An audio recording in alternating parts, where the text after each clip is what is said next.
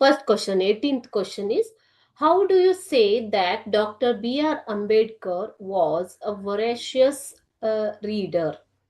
Or Ambedkar had a great thirst for books when he was a student? Explain.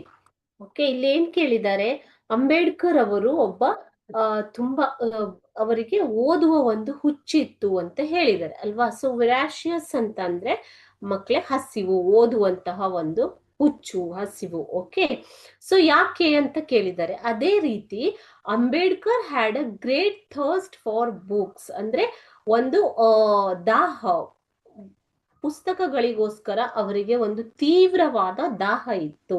So ಅದನ್ನ ಹೇಗೆ ಹೇಳ್ತೀರಾ ಅಂತ ಕೇಳಿದ್ದಾರೆ. Okay, so this question has been asked in 2016 April to and 2025 March question paper. ಅದೇ ರೀತಿ Ambedkar had a great thirst for books when he was a student, explain ಅಂತ April 2022 ನಲ್ಲಿ ಕೇಳಿದ್ದಾರೆ. So will see the answer now.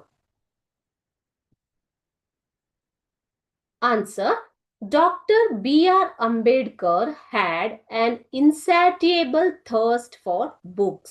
So ಅವರಿಗೆ ಒಂದು ಪುಸ್ತಕಗಳ ಬಗ್ಗೆ ತಣಿಸಲಾಗದ ಒಂದು ದಾಹ ಇತ್ತು. ತಣಿಸಲಾಗದ, ಇನ್ಸ್ಯಾಟಿಯೇಬಲ್ ಥರ್ಸ್ಟ್ ಅಂತಂದ್ರೆ ಏನು ಮಕ್ಕಳೇ? ತಣಿಸಲಾಗದ ದಾಹ.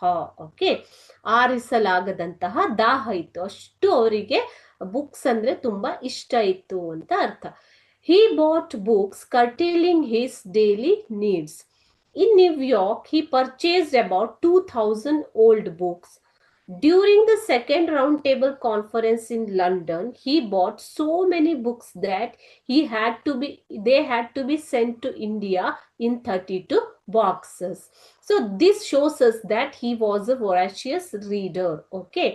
ಸೊ ಹಿ ಬಾಟ್ ಅಂದ್ರೆ ಈಗ ಇಲ್ಲಿ he bought books curtailing his daily needs means he bought books by cutting down his daily expenses.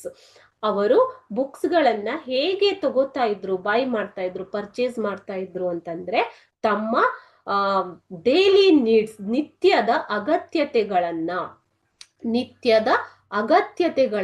ಕಡಿತಗೊಳಿಸಿ ಆ ಒಂದು ದುಡ್ಡಿನಲ್ಲಿ ಏನ್ ಮಾಡ್ತಾ ಇದ್ರು ಮಕ್ಕಳೇ? ಪುಸ್ತಕಗಳನ್ನ ಪರ್ಚೇಸ್ ಮಾಡ್ತಾ ಇದ್ರು, ಕೊಂಡ್ಕೋತಾ ಇದ್ರು. ಇನ್ ನ್ಯೂಯಾರ್ಕ್ ಹಿ ಪರ್ಚೇಸ್, ನ್ಯೂಯಾರ್ಕ್ ಅಲ್ಲಿ ಇದ್ದಾಗ ಅವರು ಏನ್ ಮಾಡಿದ್ದಾರೆ? 2,000 ಓಲ್ಡ್ ಬುಕ್ಸ್, ಹಳೆ ಪುಸ್ತಕಗಳನ್ನ ಖರೀದಿ ಮಾಡಿದ್ದಾರೆ. When he was in New York he purchased about 2,000 old books. During the second round table, ಎರಡನೇ ದುಂಡು ಮೇಜಿನ ಪರಿಷತ್ತಿನ ಸಮಯದಲ್ಲಿ ಲಂಡನ್ ನಲ್ಲಿ ಅವ್ರೇನ್ ಮಾಡ್ತಾರೆ? He bought so many books that they had to be sent to India in 32 boxes.